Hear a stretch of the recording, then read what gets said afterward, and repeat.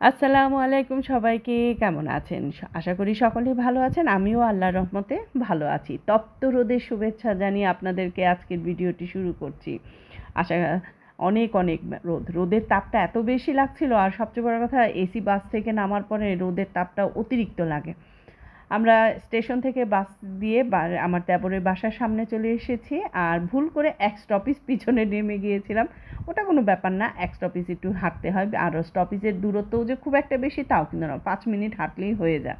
আমার দেবর আবার আমাদেরকে একটু এগিয়ে গিয়ে রিসিভ করে নিয়ে আসলো, কারণ যেহেতু রাস্তাঘাট চিনি না, ওর এলাকাটা নতুন, এইটাই স্বাভাবিক। এই তো আমরা এখন লিফট দিয়ে বাসায় উঠে গিয়েছি। আমার দেবরের বউ কি সুন্দর দরজা খুলে আমাদেরকে রিসিভ করার জন্য দাঁড়িয়ে আছে। ভালোই লাগে এরকম অভ্যর্থনা মানে কেউ যদি দেয়, নিজেকে খুব ভিআইপি ভিআইপি মনে হয়। একটু ফান করলাম। তো এই তো আমাদেরকে দেখে আমার দেবরের মেয়ের দোয়া একটু থমকে গিয়েছিল। ওটা কোনো ব্যাপার না, গত বছরও যখন আমার এখানে এসেছিল তখন ওইও 2 দিন একটু সময় নিয়েছিল আমাদের সঙ্গে মিশতে, তারপর আবার ঠিক হয়ে গিয়েছিল। আর নাবা থাকলে তো কোনো কথাই নাই। গতবারও নাবার সাথে এমন মিশেছে না, আমরা গুরু শিষ্য নাম দিয়েছিলাম, নাবাকে গুরু ওই দোয়া হচ্ছে শিষ্য, এরকম অবস্থা হয়ে গিয়েছিল। কারণ নাবা যা করবে সেও তাই করবে, নাবা যা খাবে সেও তাই খাবে, এবং নাবা যা বলবে সেও তাই বলবে, এইটাই যা। তবে ভালোই হয়েছে, আমাদের সুন্দর একটা সময় কাটিয়েছি।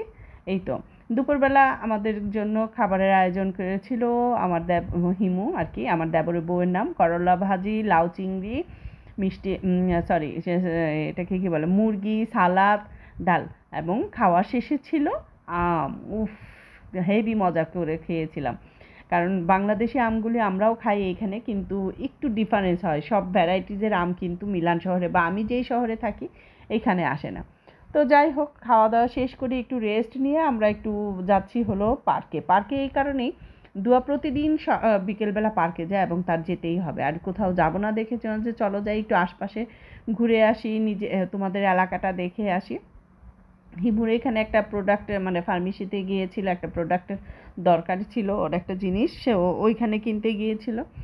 ভালোই, কারণ আশেপাশের এলাকাটা দেখলাম বেশ ভালোই, কমার্শিয়াল এলাকা যেহেতু, দোকানপাটের পরিমাণ বেশি, বাসাও আছে, আর বিল্ডিংগুলি সব মানে নতুন বিল্ডিং, পুরাতন। রোম শহরে আবার একটা জিনিস দেখলাম, যেই জোনা, কিছু কিছু জোনা আছে ওই সব জায়গায় সব পুরাতন বিল্ডিংগুলি, আবার নতুন বিল্ডিংগুলি যেই সব জায়গায় সেখানে নতুন বিল্ডিংই। এই তো পার্কে চলে এসেছি, পার্কে থেকে ঘুরে এখন চলে এসেছি আমার দেবরের দোকান। এটা ইটালিয়ান ভাষা, এটাকে আর কি আলিমেন্টারি দোকান বলে ইটালিতে, আর এমনি সাধারণত গ্রোসারির দোকানই বলে হয়। মাশাল্লাহ, দোকানটা খুব সুন্দর করে সাজিয়েছে, অনেক জিনিসপত্র আছে, আর সব ধরনের প্রোডাক্টই আছে। কারণ এইসব দোকানগুলির মধ্যে দেশীয় বিদেশি সব ধরনের প্রোডাক্ট না আসলে কাস্টমার আসলে আসে না। তো ভালোই হয়েছে, দেখলাম, এতদিন দেখে মানে শুনেছি, ভিডিওতে দেখেছি, আজকে সরাসরি দেখলাম।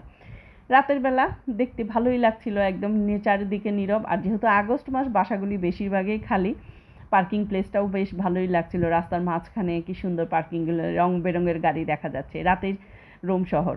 তো আমার আজকের ভিডিওটি শেষ করব, আর আপনাদের কাছে কেমন লেগেছে কমেন্ট করে জানাবেন। ভালো থাকবেন সবাই, গুড নাইট।